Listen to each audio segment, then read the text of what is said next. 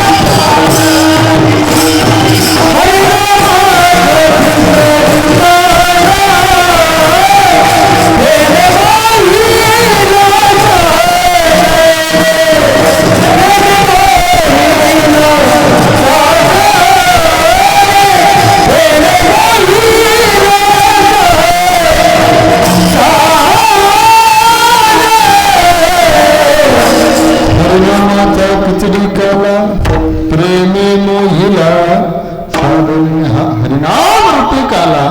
असे 3 काले. आणि या काल्याच्या प्रसंगी संत महात्म्यांनी आपल्याला एक सीमारेखा बांधून दिली की काल्याच्या कीर्तनाला बाकी न सांगता तत्वज्ञान, सिद्धांत, शास्त्र, वेद कुठलाही प्रकार न सांगता भगवान परमात्म्याने जे चरित्र केलं त्या चरित्राचं उच्चारण करावं. चरित्र ते उच्चारावे केले देवे गोकुळी. भगवान परमात्म्याने गोकुळामध्ये जे चरित्र रचलं त्या चरित्राचं उच्चारण करण्याची परवानगी तुकोबारायांनी संत महात्म्यांनी दिली. फक्त उच्चारण, ते चरित्र आचरणात आणायला जायचं नाही. चुकून जर आचरणात आणायला गेलं तर फजिती झाल्याशिवाय राहणार. भगवान परमात्म्याचा राम अवतार हा फक्त आचरणात आणण्यासाठी आणि कृष्ण अवतार हा उच्चार करण्यासाठी. पण कधी कधी लोक आम्हाला बोलून जातात, महाराज एक सांगा, तुम्ही कृष्ण चरित्राचं उच्चारण करायचं, आचरण करायचं नाही असं म्हणता. पण एक सांगा म्हटले, कृष्णानं 16,108 बायका केल्या तर आम्ही त्यातले फक्त 2 केल्या तर कुठं बिघडलं.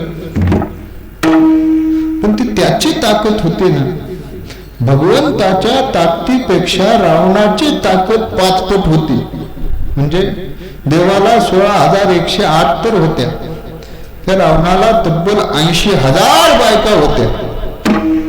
कसं कसं कुणाला काय वेळ देत असेल ते त्याला माहिती, त्याची ताकद होती. आपण 2 केल्या तर साखरेचं मीठ होते, मिठाची साखर होते. म्हणून आचरणात आणायला जाऊन उच्चारण करावं. उच्चारण करण्यातनं जे पुण्य भेटतं ते आचरण करण्यातनं भेटत नाही. म्हणून संतांनी दंडक दिला, फक्त उच्चारण करावं. देव भगवान परमात्म्याचा 8वा अवतार कृष्ण अवतार जो झाला जेलबंद असणाऱ्या वसुदेव आणि देवकीच्या पोटी अनेक वर्ष तप करून अनेक वर्षाची जन्माची पुण्याई गाठी. म्हणून भगवान परमात्मा वसुदेव आणि देवकीच्या पोटी आले. 8वा अवतार. आणि भगवान जेव्हा प्रकट होतो तेव्हा भगवंताचं जे प्रकट नाही, जे ये नाही, ते तुमच्या आमच्यासारखं योनी वाटत नाही. भगवान परमात्मा हा अयोनी संभव, अयोनी संभव प्रगटला हा राघव. ते भगवान परमात्माची शाम सुंदर चतुर्भुज मूर्ती आई साहेबांनी पाहिली, मातेने पाहिली. देवकी मातेने प्रार्थना केली, देवा आम्ही ज्या साधना केल्यात, आम्ही जे तप केले ते तुमचं बालरूप पाहण्यासाठी. हे चतुर्भुज नाही, मग बालरूपात या. बालरूप धरल्याबरोबर मातेचं प्रेम जागृत झालं. 7 गर्भ झाले होते, हा 8वा गर्भ शेवटचा आहे. आता यानंतर संतती नाही. मग वात्सल्य प्रेम जाग झालं. काय करावं कळणार. वसुदेव हे गमतीशीर वातावरण, तिथं काय करावं दोघांना कळणार. कंस जर आला तर आता यांना मारून टाकेल. देवानं परिस्थिती जाणली आणि वसुदेवांना दृष्टांत दिला, एक काम करा, माझी सोय मी गोकुळात केली, मग मला फक्त तिथं नेऊन सोडा. नंदाच्या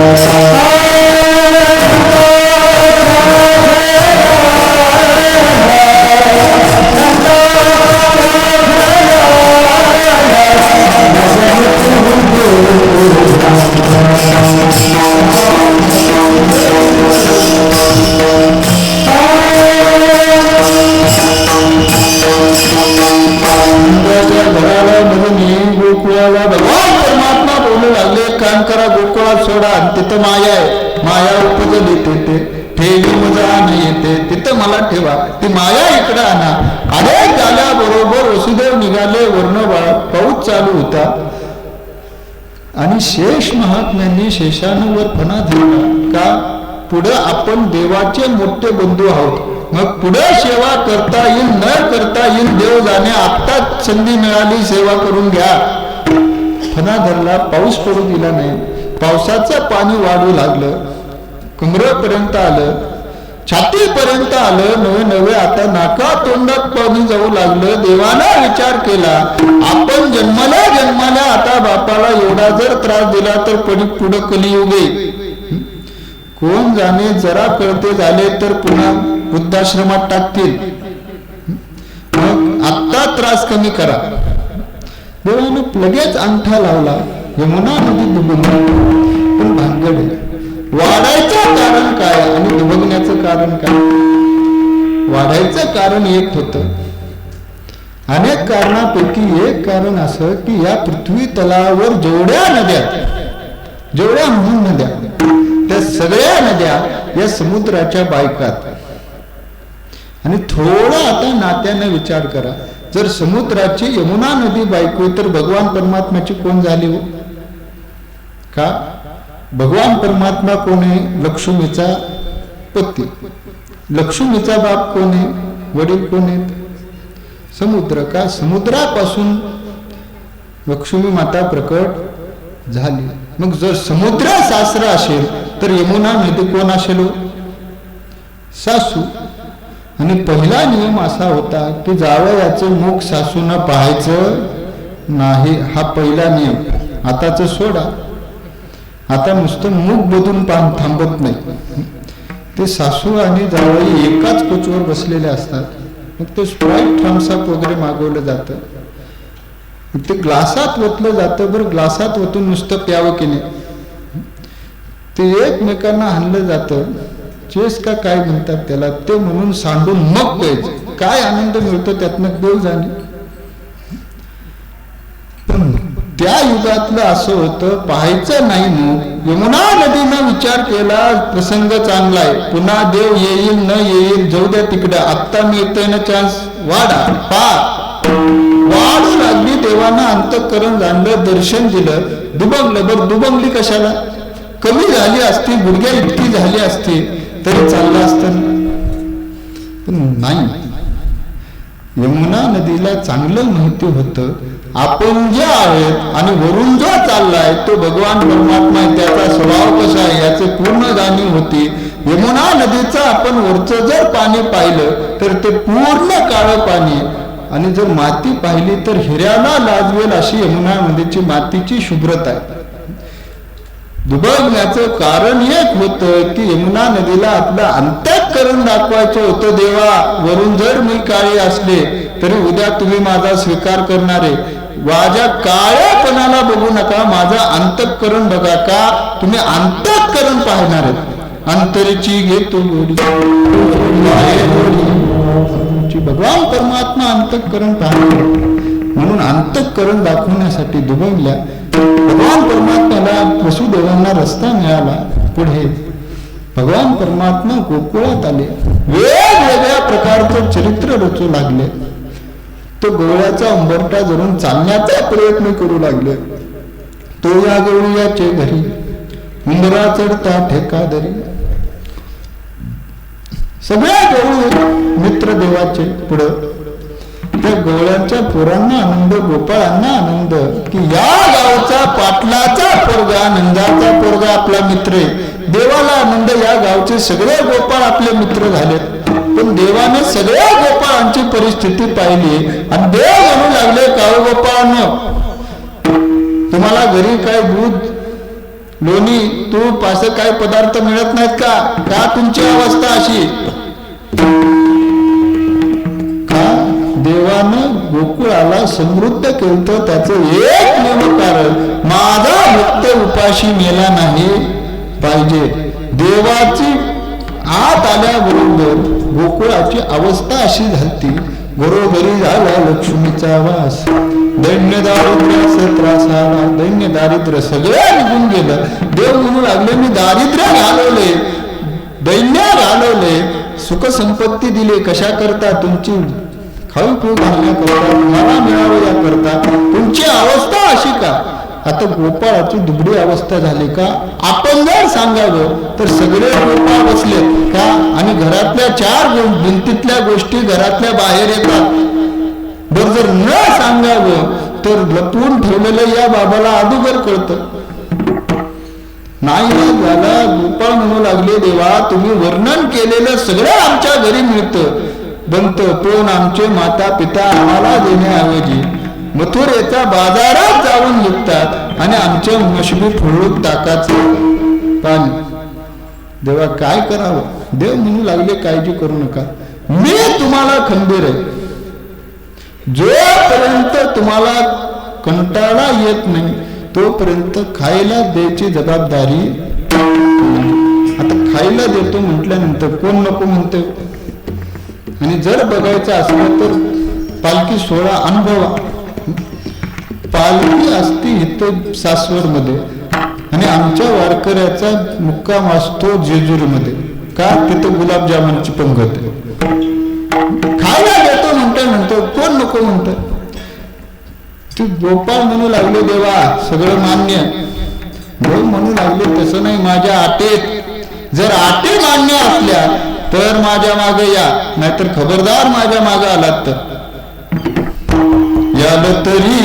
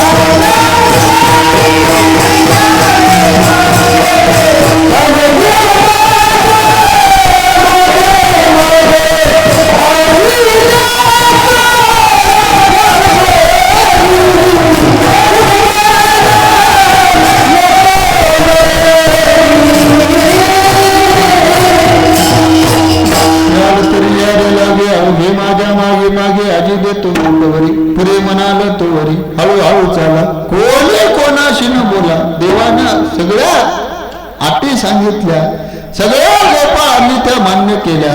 भगवंतानं गोकुळामध्ये जिथं घर शांत आहे, रहदारी कमी, जिथं कोणी नाही, आणि जे घर नवनीतानं भरपूर आहे असं घर पाहिलं का?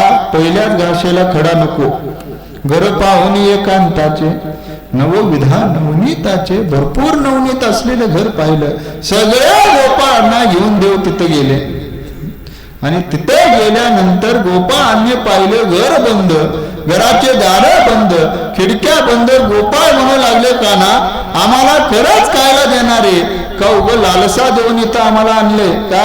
आज जायला रस्ता नाही आणि कधी खायला देणार? देव म्हणू लागले, पहिल्यांदा सांगितलंय, उलट प्रश्न विचारायचे नाही. मी जिथं जाईल तिथं माग माग यायचं, मी सांगेल ते ऐकायचं. देवानं सगळ्यांना आज्ञा दिली, आता प्रत्येकानं डोळे बंद करा. पण असं हे सगळी तेव्हापासूनच चालत आलेलं आहे. देव सांगितलेलं काही जणांना ऐकलं नाही. जसं आपण सांगितल्यानंतर, महाराजांनी सांगितल्यानंतर काही जण असतात न ऐकणारे, तसं देवाचं न ऐकणारे होते ना. डोळे बंद करा म्हटल्याबरोबर काही गोपाळ असे होते ज्यांनी डोळे बंद केले नाहीत, उगं बारीक फट ठेवली देव काय करते बघण्यासाठी. आता देवाला सांगावं लागणार आहे, कुणी बंद केलेत कुणी नाही केले. ज्या गोपाळांनी बंद केले त्या गोपाळांना भगवंतानं नेलं आत. ज्यांनी बंद नाही केले, बारीक फट ठेवली, त्यांना ठेवलं बाहेर. आणि ज्या गोपाळांना आत नेलं त्यांना नको नको म्हणूस तर देवानी लोणी खाऊ घातलं. आणि खाण्याची पद्धत अशी होती, ताटली किंवा पळी पेला नाही, एकमेकाच्या कोपऱ्या वाट येणार. एकमेकांनी ज्या गोपाळांनी त्या प्राशन करावं. मनोरा केलेल्या मनोरावर सगळ्यात भगवान परमात्मा उंचवर आणि भगवंताच्या कोपऱ्यातनं वाटेने येणाऱ्या खालच्या गोपाळांनी, त्यांच्या कोपऱ्यात येणाऱ्या त्यांच्या खालच्या गोपरांनी, असं गोपाळांनी ते लोणी सेवन करावं. वाहती त्या धारा घ्या रे दोईच्या कोपरा, असे कोपऱ्या सेवन करावं. पण देवाचा एक न्याय होता, शिल्लक काही ठेवायचं नाही. बरं काही गोपाळांनी काय केलं, जे वासरे होते ना ते गायींना पिण्यासाठी सोडले. पण गवळी जागे व्हायचे, गवळी जागे झाली की ते वासर ओढायचे, लगेच दावणीला आणून बांधायचे. गोपाळ भगवंतापाशी परत गेली, देवाला सांगितलं, देवा आम्ही वासर सोडतोय पण ते गवळी उठतोय आणि परत बांधतोय, काय करावं. देवानं सांगितलं, या गोकुळामध्ये जे गाढवं फिरतेत ना, कीर्तन चालू असताना त्याचं सेवन न करणारे, बाहेर फिरणारे असे गाढवे एकत्र आणा, भरपूर भेटतील. मग रात्री त्या दावणीला बांधा. का आमदार आहे, त्या गवळ्याला कळणार नाहीत गाढवे का वासरेत. गोपाळांनी तसं करावं. काही गोपाळांनी गवळणीचे जे लेकरं झोपले ते बदलून झोपवले, हिचं तिच्या समोर, तिचं हिच्या समोर, चौथीचं पाचवी समोर, सगळ्या बदलले. पण त्या सगळ्या गोपाळामध्ये एक ब्रह्मदेवाची किमया अशी होती ना, एक गोपाळ असा बनवला होता ना, त्या गोपाळाचं सगळंच वाकडं, म्हणजे त्याचं चालणं वाकडं, बोलणं वाकडं, बघणं देखील वाकडं. जर आपल्याला वाटतोय तो उजवी साईडला बघतोय तर तो बघायचा डावीकडे, म्हणून त्याचं नाव होतं वाकड्या. तर वाकड्याने काय केलं, तर वाकड्याने केली टवाळी, टाचे तुडवणे पोरे उठवली. त्या टाचनं तुडवत हिची गाडी निघाली. आता टाचनं तुडवत निघाली लेकराला, मग काही सरळ पाय पडते का, आधीच वाकड्या. कुणाच्या ढिरीवर पाय, कुणाच्या मुडक्यावर पाय, कुणाच्या गळ्यावर पाय, हे गाडी तुडवत निघाली. आता एवढा तुडवत निघाल्यावर लेकरं शांत झोपतील का. जागेवर आंबरडा फोडू लागली. दिवसभर काम करून थकलेल्या गवळणी तिथल्या तिथं स्तनपान देण्याचा प्रयत्न करू लागल्या, पण एकमेकीचं बदललेलं, एकमेकीला पितंय कुठं.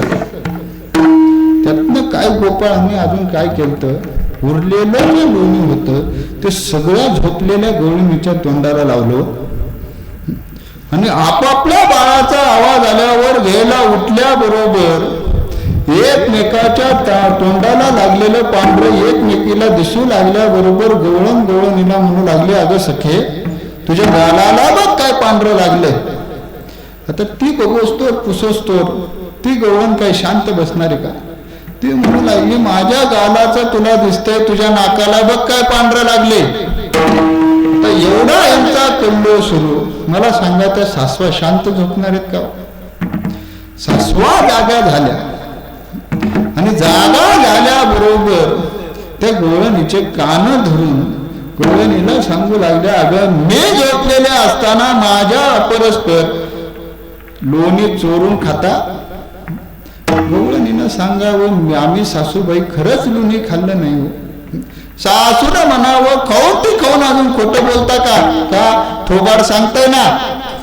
आता ह्यांचं भांडणं सुरू करावी देवानं गोपाळानं जावं निघून. असं दर मजल दररोज एका घरी चोरी. पण चोरी कोण करते सापड नका. देवानं ज्या घरात चोरी करावी तिथलं 100 किलो संपलं तर 200 किलो व्हायचं. कोण म्हणून माझ्या घरी चोरी झाली हो. उलट हात जोडून प्रार्थना करावी, आज देवानं माझ्या घरी चोरी करावी का. दुप्पट होते ना. दुने झाले त्याचे मानती संतोष, दुबत्याची आस आपण एके दिवशी एका गवळणीला कडाक्ष नजरेनं पाहिलं. अरे रे, चोरी करणारा दुसरा कोण नाही, चोरी करणारा याच गावचा. चोरी करणारा दुसरा नाही. बर या गावचा असू द्या, पण सामान्याचं पोरग नाही.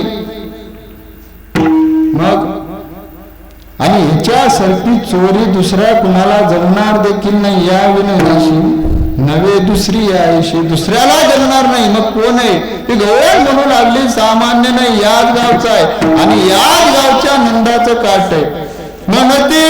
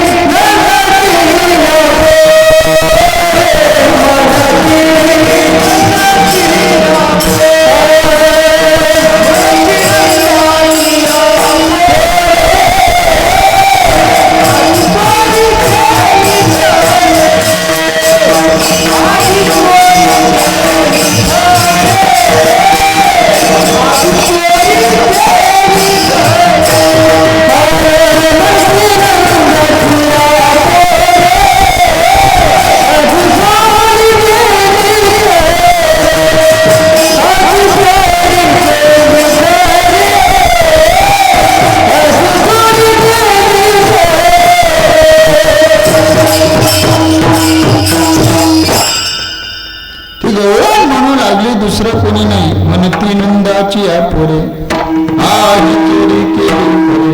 आज चोरी करताना मी पाहिलं, सामान्याचं नाही नंदाचं पोरगे बघ चोरी करणारा सापडला. कोण म्हणावं का सामान्य लेकरू नव्हतं ना, नंदाचं होतं, पाटलाचं होतं. पाटलाला कोण म्हणावं तुझं कार्ट चोऱ्या करतय का. त्या काळी पाटलाला एवढा मान होता की एखाद्या झाडावर पाटलाची वाईट दृष्टी पडली तर ते झाड करपून जरी गेलं तरी झाडाला कोण पाणी घालत नव्हतं. एवढा मान त्या काळी पाटलाचा. आता पाटलालाच कोण पाणी घालत नाही हा भाग दुसरा. त्या काळी पाटील कोण म्हणावं. त्या गवळणीनं काय केलं, कृष्णाच्या विरुद्ध ज्यांच्या तक्रार उठणार अशा 10 गवळणींना 15 गवळणींना एकत्र केलं आणि एकत्र करून तो गवळणीचा समुदाय निघाला नंद राजाच्या घरी.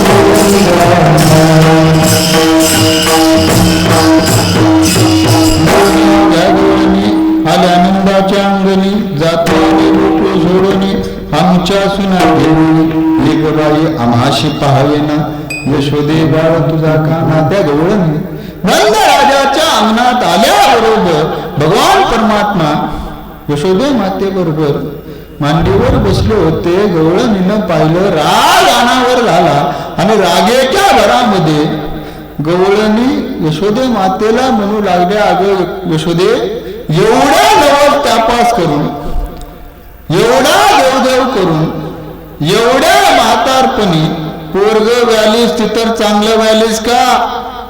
आता मला सांगा, व्यालीस शब्द कुणाला? आपण सगळे शेतकरी, जनावरांना की माणसांना? का कोण म्हणतं महाराज घ्या फेड? म्हटलं कशाचं? आमची मिसेस व्याली म्हणतात. नाही का, व्याली शब्द हा जनावरांना. बरं, विनोदाचा भाग म्हणून नाही, त्यावेळेस रागाच्या भरात त्या गवळणी जे बोलू लागल्या, काय व्यालीस ते पोर, चोरटे शिरोर जना वगैरेचे कैचे. असं कुठं पोरग असतं? अगं सगळे कार्टे एकीकडं, तुझा कार्टा एकीकडं, अशा खोड्या असतात.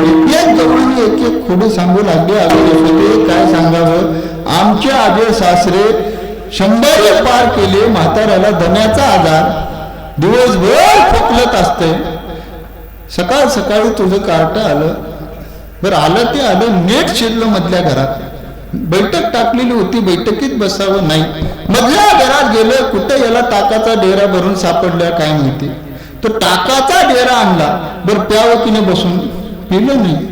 जिथं माझं आजे सासरे झोपलेत तिथं गेलं. ते म्हातारं निजलेलं होतं, झोपलेलं होतं.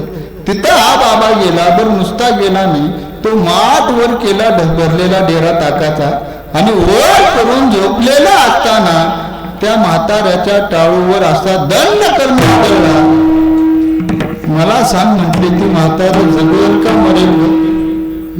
परवाला विचार दारी निजला होता म्हातारा, टाकाचा घेऊन डेरा, फोडला सैरा तयावरी. अशा कुठं खोळा असतात? दुसरी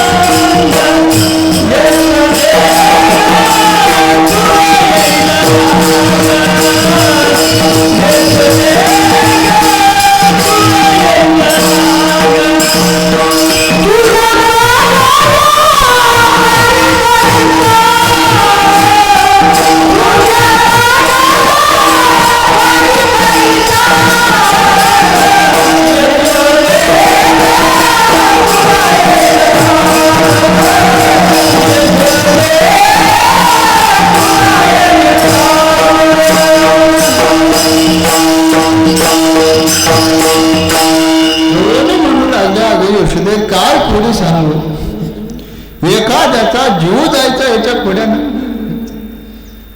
गवळण म्हणू लागली, अगं यशोदे काय झालं? आमचा नातू 5 वर्षाचा माझा बाळ्या वाड्याबाहेर गोट्या खेळत होतं, अजून सवंगडी उठले नव्हते. मग गोट्या खेळत असताना तुझा काना तिकडून आला, नुसता आला नाही, हातात सर्प घेऊन आला. सर्प, बरं तो सर्प आणला.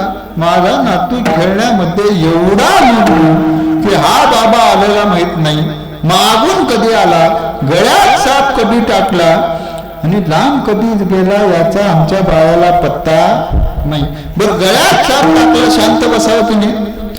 गळ्यात साप टाकून लांब गेला आणि जोरात ओरडला, बाळ्या बाळ्या साप.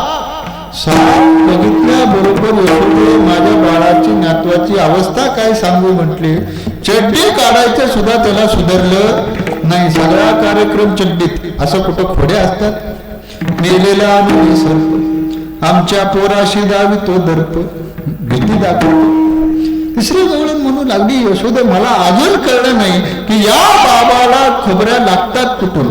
का आमचे पतिदेव व्यापारी एकदा गेले की 3-3 महिने घरी येत नाही आणि नुकतेच काल आले. आता 3 महिन्याचा विलंब. मग 3 महिने घरी नव्हते. आम्ही दोघं झोपताना एकाच बाजूवर झोपलो. रात्रीचा समय, हा काना आला, नुसता आला नाही, हातात मुंगूस घेऊन आला.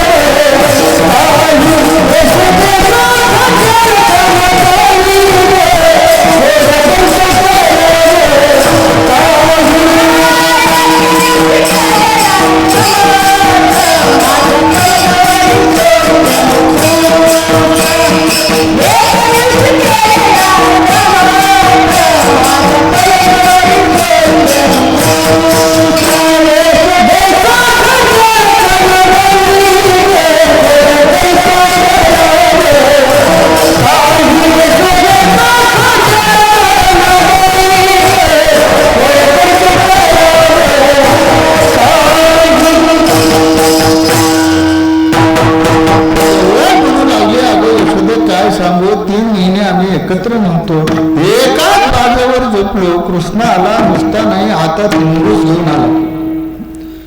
रात्रीचा अंधार, तो मुंगूस आणला, ते आणला आणि आम्ही दोघं ज्या पलंगावर झोपलो होतो ना, त्या पलंगावर बरोबर आमच्या मध्ये मुंगूस सोडला गेला निघून. काय सांगू म्हटले यशोदे, रात्रभर आमचा धिंगाणा चालू. त्या मुंसाच्या भीतीनं मी उड्या मारते आणि माझ्या भीतीनं ते मुंगूस उड्या मारते. रात्रभर धिंगाणा चालू. असा कुठं खोड्या असतात? काय काय येते कवळणी सांगू लागली. पण यशोदा माता एकदा कृष्णाकडे पाहत होती, एकदा गवळीकडे पाहावं. भगवंताचं रूप असं होतं की यशोदेनं पाहिलं की यशोदेला वाटावं मी त्यातला नाहीच, आणि गवळणीनं पाहिलं की असं वाटावं की ह्या सगळ्या खोड्या करून वेगळा राहतोय. यशोदा माता म्हणू लागले, अगं तुम्ही अतिथी म्हणून मी तुमचं स्वागत केलं, बराच वेळ झालं तुमचं गाराने ऐकते, याचा अर्थ असा नाही तुम्ही काही सांगावं मी ऐकावं. मग माझा काना खोड्या करते याच्याकडे सबूत काय? माझा बाळ असे की माझ्या अन्नाच्या बाहेर जात नाही, असं बाळ आहे. कोणी जोडा नाही याला.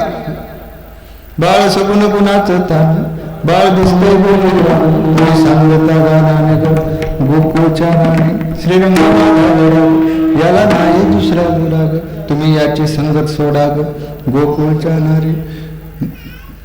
यशोदा माता उलट त्यांनाच सांगू लागली, खबरदार पुन्हा माझ्या कृष्णाच्या नादी लागला तर. आता लागलं. एवढ्या आपली आई बाजू घेतली म्हटल्यावर देवानं शांत बसावं की नाही. देव लागले हसायला आणि हसलेलं गवळण हिनं पाहिल्याबरोबर एक गवळण पुढे आली म्हणू लागली, अरे आम्ही एवढ्या काकुलतीनं सांगावं तरी तुझ्या आईनं सबूत मागते का? आमच्यावर विश्वास नाही, तू एक म्हटली घरी तुला बांधूनच ठेवते.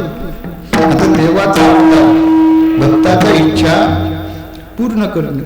ज्या गवळणीनं ताकीद दिली त्या गवळणीच्या रात्री देव घरी जाणून आली. त्याची घरा आला चोरी, गडिया ठेवणी बाहेरी पूर्वद्वारे शिशिरा. भगवान परमात्मा पूर्वद्वाराने आत गेले, पाहिलं गवळण झोपलेली अवस्थेत असताना देवाने विचार केला, आता ही उठणार कधी, उठून दावं बघणार कधी, दावं बघून मला पकडणार कधी आणि तिथून मला बांधणार कधी. आणि एवढा वेळ थांबायला वेळ कुणाला आहे का? जवळजवळ दुपारचे 1 वाजलेत. एवढा वेळ थांबायला कुणाला वेळ? देवाला एक कल्पना सुचली. देवाने विचार केला, आपल्याला बांधीन म्हटली ना, आता हिलाच बांधावं. आणि योगायोगानं झालतं असं ते गवळण आणि गवळी. पूर्वीच्या लोकांना दाढी असायची, गवळणीची विणी. त्या गवळणीची तोंड होतं भिताडाकडं आणि गवळ्याचंही तोंड होतं भिताडाकडं. देवानं त्या गवळणीची विणी या गवळ्याची दाढी मारली गाठ आणि देव गेले निघून. आता जवळजवळ ब्रह्ममुहूर्तावर पूर्वी सगळेजण उठायचे 4 वाजता. ब्रह्ममुहूर्तावर गवळण उठल्याबरोबर गाठ बसल्यामुळे त्या गाठीला जो हिसका बसला ना विणीला, हिसका बसल्याबरोबर गवळण म्हणू लागले, अहो एवढ्या म्हातारपणी जवळजवळ आता 65 वय तुमचं, नाचल्या वयी नाही ती चाळे सुचतात, विणी धरून वरता ते ब्रह्ममुहूर्तावर सोडावे मी. आता एवढं म्हटल्याबरोबर त्या गवळ्यालाही धक्का बसला होता ना, आणि त्या झटक्यानं तोही जागा झाला होता ना. एवढं ऐकल्याबरोबर तो म्हणू लागला, मी तुझी वेणी नाही वडत, मग तूच माझी दाढी वडायला लागली का? तुला चाळे सुचायला लागलेत आणि तू वडायला लागली, वरून मलाच म्हणते वेणी वडता म्हणून. आता हा म्हणायला लागला, मी नाही वडली. गवळण म्हणू लागली, मी नाही वडली. कोण कुणाचं काय वडते पाण्याखाटी. गवळ्यानं आपल्या दाढीवरून, गवळणीने आपल्या वेणीवरून हात फिरवायला सुरुवात केली आणि हात फिरवत असताना दोघही हात बरोबर त्या गाठीवर आले आणि हातावर गाठ लागल्याबरोबर गवळण म्हणू लागली, तुम्हाला बहुतेक म्हातारपणी नसते नखरे सुचू लागले, झोपीत गाठी बांधता. ते गवळ्यानं शांत गवळी म्हणू लागला, लग्न करत असताना तुझ्या ज्या मैत्रिणी होत्या ना बरोबरच्या, त्यांनी तेव्हाच सांगितलं होतं की ही लईच खट्या स्वभावाची म्हणून. तेव्हा आवर घाला. बहुतेक आता त्या वेळेचे आता खरं व्हायला लागले, म्हातारपणी तुला चाळे सुचू लागले आणि गाठी बांधते. आता दोघांचाही वाद सुरू झाला. गवळ्याला म्हणावं मी नाही गाठ बांधली, गवळीला म्हणावं मी नाही गाठ बांधली. तो पण गवळी होता हुशार. त्यानं विचार असा केला, हे बघ आता बांधली असेल कोणीतरी, सोडावी लागेल की नाही? सोडावी लागेल. दोघांनी बराच गाठ सोडण्याचा प्रयत्न केला पण गाठ सुटायला तयार नाही. का? आपण व्यवहारात म्हणतो की ब्रह्मदेवानं मारलेली गाठ सुटत नाही. जर ब्रह्मदेवानं मारलेली गाठ सुटत नाही तर ब्रह्मदेवाच्या बापानं मारलेली गाठ सुटेल का? आबदून आबदून राहिले, गाठ सुटना. ती गवळे वैतागलं आणि वैतागून म्हणू लागले, एक काम कर, आत्ताच्या आत्ता विडे आण, कापून टाकू म्हटल्यानंतर ती गवळणीची आग तळ पायातली मस्तकात गेली ना. ती गवळण म्हणू लागली, तुमची अक्कल काय मातीत गेली का? गवळी म्हणू लागले, एवढं काय झालं चिरायला? ती गवळण म्हणू लागली, चिडू नाही तर काय करू का? एका सुवासिनीच्या विणीला तुम्ही हत्यार लावण्याची गोष्ट करताय. पहिला नियम होता सुवासिनीनं आपल्या विणीला हत्यार लावायचं नाही. आता तो नियम राहिला नाही. आता दिवस पण बघत नाही तो भाग सोडा. सोमवार असू द्या, पौर्णिमा असू द्या, शनिवार असू द्या नाही तर अमावस्या असू द्या, ब्युटी पार्लर उघडच. पण पूर्वी नियम होता ना, आपल्या विणेला सुवासिनीनं हात्यार लावायचं नाही, ती गवळण चौथाळली ना. आता ते चौथाळ्याबरोबर हाही चौथाळा, हाही म्हणू लागला जशी दाढी उघडते पट्ट्यानं अजून वस्ताऱ्याची गाठ घालू दिली नाही, मग आत्ताही मी वस्तारा लावणार नाही. आता पुन्हा तट पडला. पण गवळणीनं आता मध्यस्थी केली, म्हटली हे बघा ऐका, त्या गाठीवर आपण कापू, थोडी तुमची दाढी जाईल, थोडी माझी विणी जाईल, पण गाठ तर सुटेल ना. आता दोघांचीही मध्यस्थी झाली, दोघंही निघाले. आता झोपले होते हॉलमध्ये, विळी असणार स्वयंपाकघरामध्ये. बरं, ब्रह्मदेवाची किमिया अशी नारी, दोघंही असे होते ना. ती गवळण होती 7 फुटाची आणि गवळी बाबा होतं 4 फुटाचे. आता विणी आणि दाढीची गाठ, कोण पुढं कोण मागं? अनुभव घ्यायचा असेल तर घ्या, पण ते आपल्या घरी घेऊन घ्या. कोण पुढं कोण मागं? ती गवळण पुढं, हा गवळी मागं. आणि उंची कमी असल्यामुळे याला चालायचं म्हटलं तरी सहज चालता येत नव्हतं. असं टाचा वर करावं, थोबाड वर करावं, असं वर करून त्यानं चालावं. आपदत आपदत आपदत स्वयंपाकघर आलं. पण असं आपण एका गोष्टीच्या शोधात आहे आणि ती जर गोष्ट आपल्याला पटकन सापडली तर आनंद होतो की नाही. त्या गवळणीनं तसंच झालं. स्वयंपाकघरात गेल्याबरोबर वेळेला पाहिलं आणि पाहिल्याबरोबर जो आनंद झाला की नाही, त्या आनंदाच्या भरात गवळणीला लक्षातच नाही की आपल्या मागं आपलं कुकरू येतंय. आनंदाच्या भरात वाकल्याबरोबर हा बाबा तिच्या पाठीवरनं धडाड करणं भिंतीवर खाली ती गाठ झाली अजून पॅक.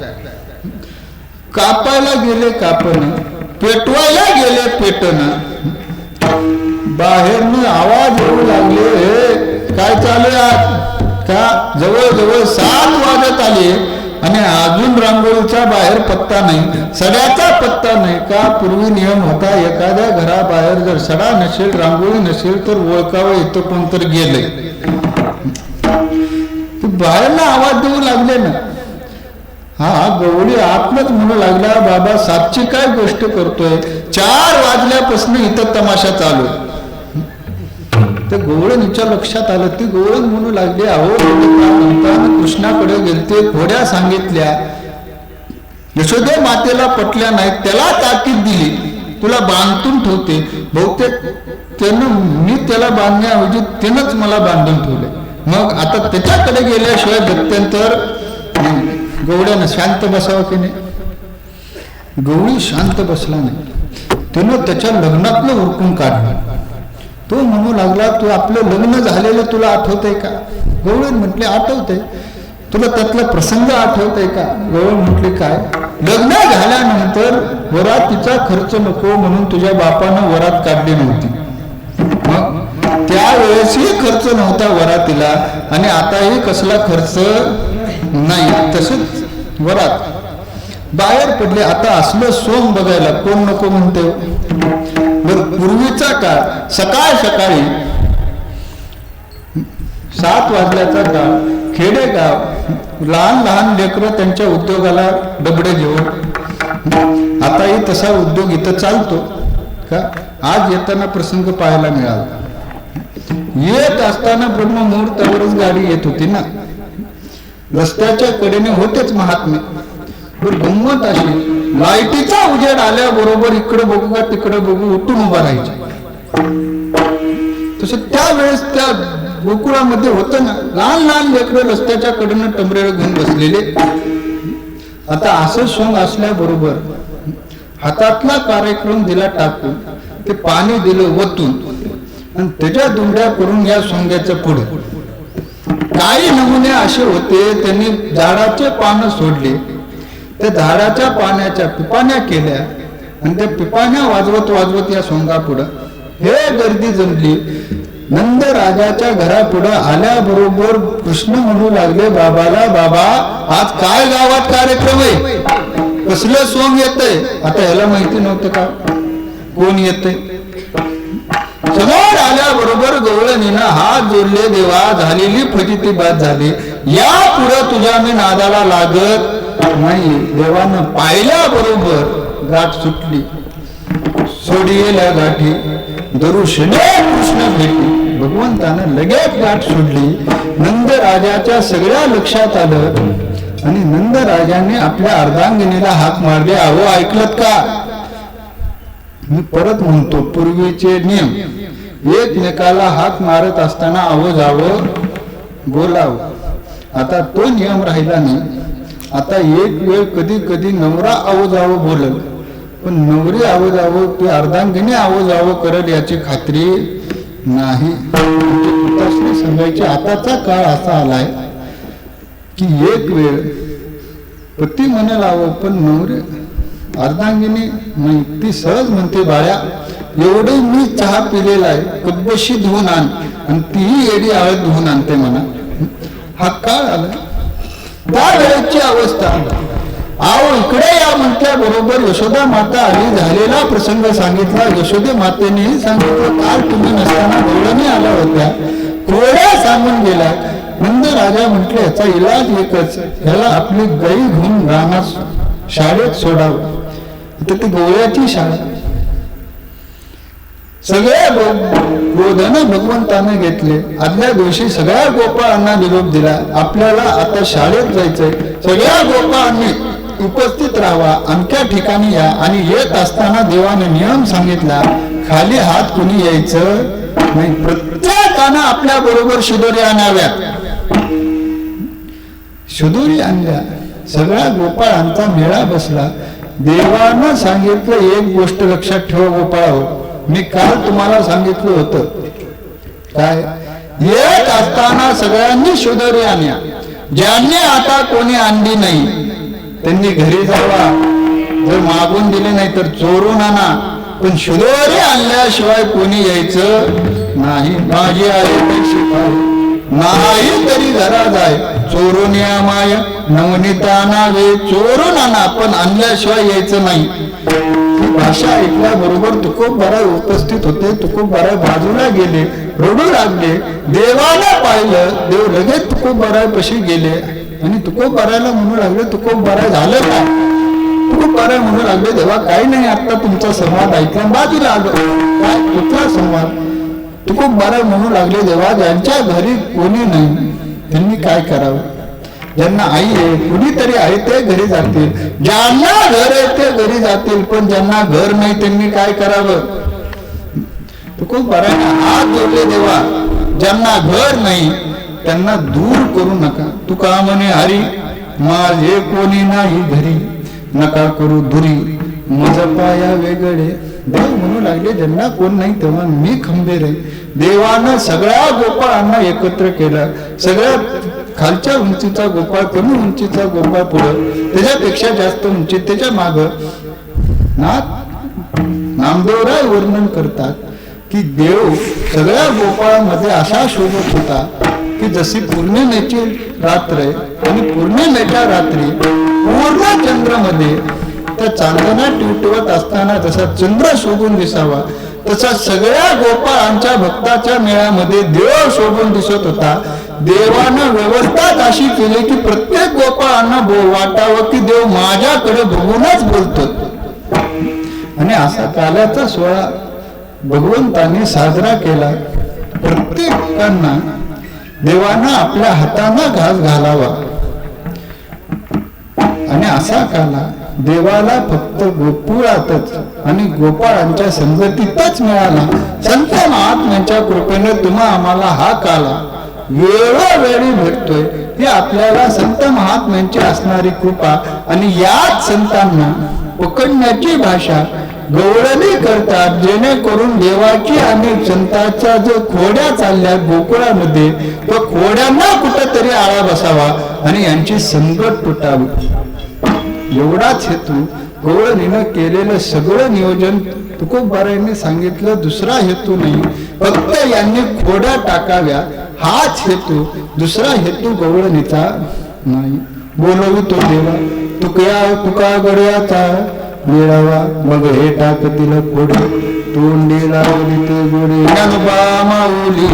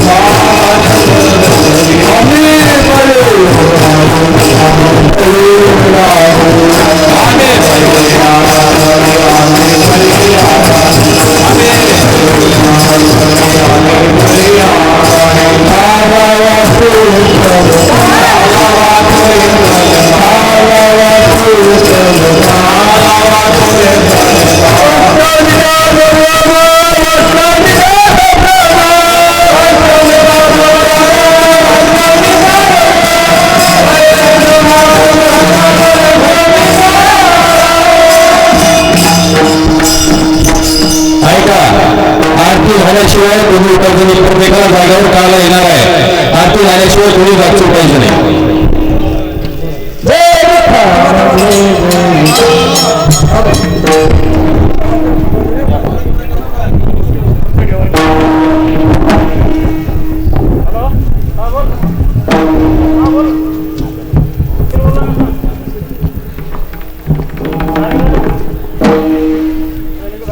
धन्यवाद महाराज.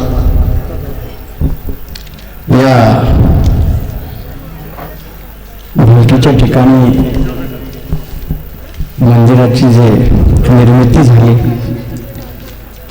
त्या ठिकाणी जे असणारा म्हणजे आपले चरण लागले याच्याबद्दल मी फार आपल्याला धन्यवाद देतो. जवळजवळ 2 महिन्यापासून सतत प्रयत्न करून तस्तर हे मंदिर बांधण्यासाठी 3-4 वर्ष लागले. पण कार्यकर्ते या ठिकाणी जास्त म्हणजे 2 महिन्यापासून राबतात. संपूर्ण जे आपल्याला माझे दोन्ही हात जे असलेले कार्यकर्ते त्यांना मी या ठिकाणी धन्यवाद अर्पण करतो. ज्याप्रमाणे माऊलीवर मी माझ्यावर प्रेम करतात तसंच सतत प्रेम ठेवाल अशी आशा मी बाळगतो तुमच्याकडून. त्याचबरोबर जे असणारे म्हणजे विनेकारी, टाळकरी, माळकरी आणि श्रोते वर्ग महत्वाचं जे असं आहे म्हणजे जर तुम्ही नसाल श्रोते लोक तर कीर्तनकार तर काय सांगतील म्हणायचं. त्यांचंही धन्यवाद बाळगतो. हार्मोनियम वादक, मृदंग वादक, त्याचबरोबर जे असणारं म्हणजे आमचे जे लाइटिंग केले वर इकडे तिकडे मंदिरासाठी त्यांनाही धन्यवाद. त्याचबरोबर मंडप डेकोरेशन केलेत त्यांचंही धन्यवाद. कमी जास्त कुठं असेल तर समजा आम्ही त्यांना सांगू, त्यांनी आम्हाला सांगते, त्यांचा पण धन्यवाद. त्याचबरोबर पत्रकार बंधू या ठिकाणी काल परवा आले होते त्यांचं पण धन्यवाद. व्हिडिओग्राफर आहेत त्यांचं पण धन्यवाद. त्याचप्रमाणे आम्हाला जे असणारं म्हणजे निष्प्रभ सेवा करणारे असे जे व्यासपीठ अधिकारी जे मिळाले त्यांचंही धन्यवाद. ज्ञानेश्वरी पारायण करण्यासाठी उत्पूर्वक जे असणारे या ठिकाणी जमा झालेले त्यांना पण जे असणार म्हणजे धन्यवाद. हरिपाठ काकडा करणाऱ्यासाठी सुद्धा माझा धन्यवाद. त्याचबरोबर दूर असून सुद्धा मला वाटतं बालकीपासून 1.5 किलोमीटर तर असेल असा इकडून फेर मारून यायला, तरी पण सर्व लोकांनी या ठिकाणी रात्रीच्या वेळेस, थंडीच्या वेळेस येऊन या ठिकाणी सर्वांनी आम्हाला साथ दिला त्यासाठी स्वतःगणाचे धन्यवाद. त्याचबरोबर दिंडी मिरवणूक काढण्यासाठी बऱ्याच लोकांनी आम्हाला परिश्रम घेऊन संपूर्ण काय म्हणजे एवढी सुंदर दिंडी जी असणार म्हणजे संपूर्ण भालकी वाजवून टाकले. ज्ञानेश्वर माऊली या ठिकाणी तळ्याच्या कडेला बसलेले असं दाखवून दिलं त्यांनी, त्याच्याबद्दल त्यांचाही धन्यवाद. आणि त्याचबरोबर सकाळी नाश्ता, उपहार, दुपारचं जेवण, रात्रीचं जेवण अशा प्रकारे महाप्रसाद देऊन आमचा हा जो असणारा म्हणजे सोहळा तो कडेला आणण्यासाठी त्यांनी फार मदत केली, त्यांचा पण धन्यवाद. त्यासाठी जास्त म्हणजे मंदिर बांधण्यासाठी कोणी करणे आपल्या परीने प्रत्यक्ष किंवा अप्रत्यक्ष रीतीनं कोणी या ठिकाणी काय केले असतील, मदत केली असेल त्यांचाही या ठिकाणी धन्यवाद. त्याचबरोबर आमच्या या ज्ञानेश्वरी पारायणामध्ये 7 दिवसाचा जो सप्ताह असतो त्याच्यामध्ये जे असणार म्हणजे 3 पारायण केली आमचे कुंडेगावकर महाराज, त्यांना पण धन्यवाद.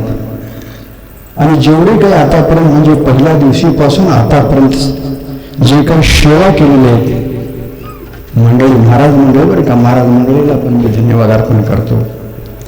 त्याचबरोबर प्रत्येक गावाहून आलेली श्रोते मंडळी, त्याचबरोबर जे भजी मंडळी सुद्धा आम्हाला या ठिकाणी साथ केले, त्यांना पण जास्त धन्यवाद. त्याचबरोबर महिला मंडळ फार अर्जून या ठिकाणी जास्त म्हणजे आले आणि येऊन त्यांनी या ठिकाणी काय म्हणजे आम्हाला साथ केले, त्याच्याबद्दल महिला मंडळाचा पण धन्यवाद. त्याचबरोबर अजून एक महत्वाची गोष्ट म्हणजे पालखी जी असणारी म्हणजे मिरवणूक काढलो आम्ही, पण पालखीच नसेल तर कुठली मिरवणूक येणार आहे. पण पालखी देणारी असं म्हणजे आमच्या बाजूला बसलेच केशवरावजी सूर्यवंशी भाट सांगलीकर, त्यांनी पालखी या मंदिरासाठी समर्पण म्हणून दिले, त्यांना पण धन्यवाद.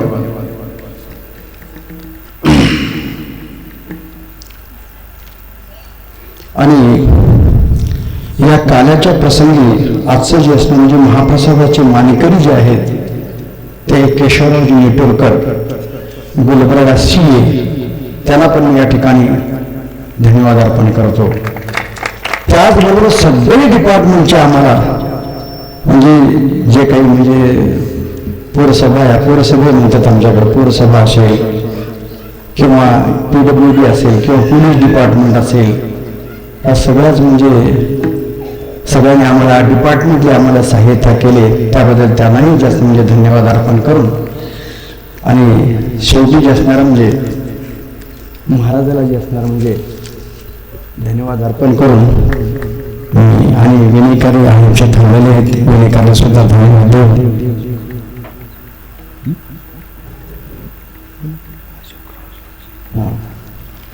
सगळ्याला धन्यवाद अर्पण करून त्याचबरोबर अजून एक महत्वाची गोष्ट मला सांगायची आहे. ती गोष्ट अशी आहे, जर समजा ही जागा जर नसली असती तर मंदिर कुठलं निर्माण झालं असते. पण जवळजवळ जे असणारं म्हणजे मी बोलून गेलो प्रत्येक कीर्तनामध्ये 1 एकर जमीन त्याने दान दिलं आणि त्या ठिकाणी ही इमारत जी असणार म्हणजे देवाचं मंदिर या ठिकाणी म्हणजे देवच त्यांच्या मनात असलेला आहे. या ठिकाणी म्हणजे संकल्प माझा असून तरी पण संकल्प पूर्ण करणं हे देवाचं सत्यसंकल्पाचा दाता नारायण असं आहे. भगवान त्या ठिकाणी बसले, कोणाच्या जाणं होत नाही आळंदीला, महाराजांनी बोलून गेले कोणाच्या आळंदीला जाणं होत नाही. कोणी आर्थिक दृष्ट्या, कोणी शारीरिक दृष्ट्या असे अनेक थकलेले असतात, त्यांनी या ठिकाणी दर्शन घ्यावं एवढं मला बोलायचं आहे. आणि या ठिकाणी सूर्यवंशी साहेबांनी एवढी जी जागा 1 एकर जमीन दिली आणि मंदिराची निर्मिती झाली. त्याचबरोबर अजून एक जे असणार म्हणजे विशेष महत्वाचं 2 मध्यमाचार्य तयार झालेले आहेत महाराज. आता हेच गुरु आणि दररोज प्रॅक्टिस करून घ्यायचं. सुशील आणि शुभम हे 2 जास्त आम्ही तयार झाले, याचाही मला आनंद वाटतो. प्रत्येकाने या ठिकाणी झटलेलं आहे. मला असं वाटतं की माझी जेवढी केस असेल तेवढी माझी जे या ठिकाणी जेवढे कार्यकर्ते आहेत आणि त्यांनी त्या लोकांनी मला साथ दिली, त्याच्यामध्ये सर्व कार्यकर्त्यांना धन्यवाद अर्पण करून या ठिकाणी 2 शब्दाला विराम देतो.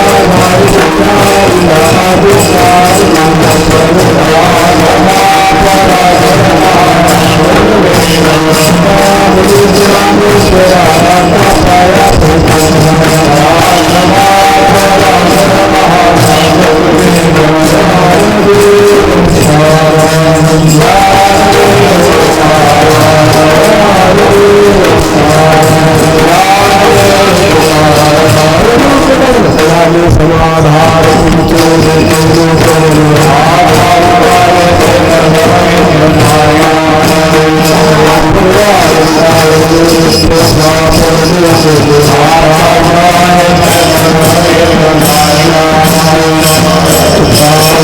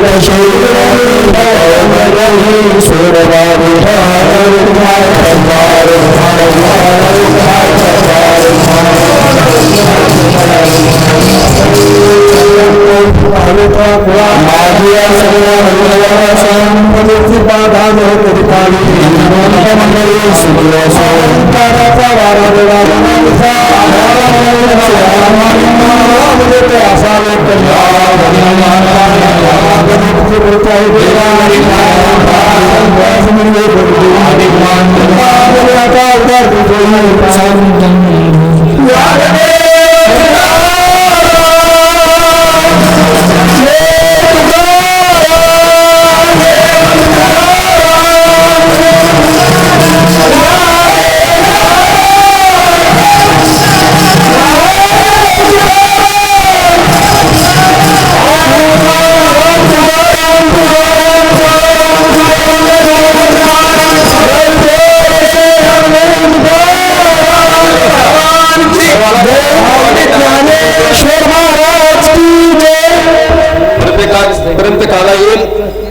कोणी उठू नका, प्रत्येकाला जागा प्रत्येकाला येईल. आम्हा देतो पंढरला बरोबर.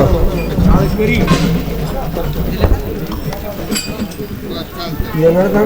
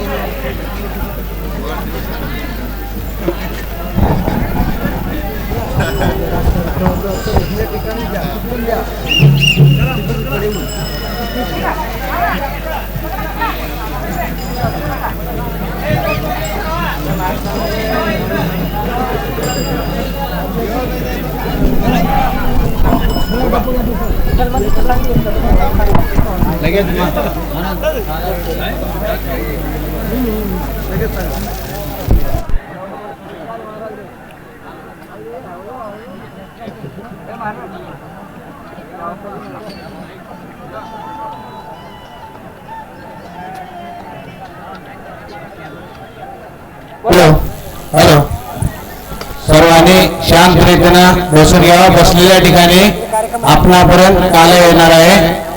लगेच महाप्रसादाची व्यवस्था आहे. सर्व भाविक भक्तांनी महाप्रसाद घेतल्याशिवाय कोणी जाऊ नये असं आपणास विनंती आहे.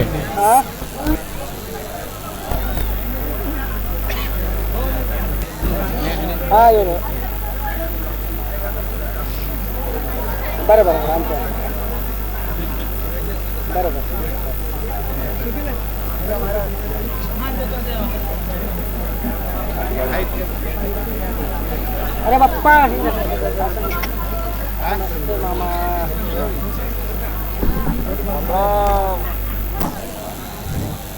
शेवटपर्यंत काला जाईपर्यंत आतमधले लोक गोंधळ करू नका. काला घेतल्यानंतर सर्वांनी उठायचं आहे. बसलेल्या ठिकाणी आपल्यापर्यंत काला येणार आहे.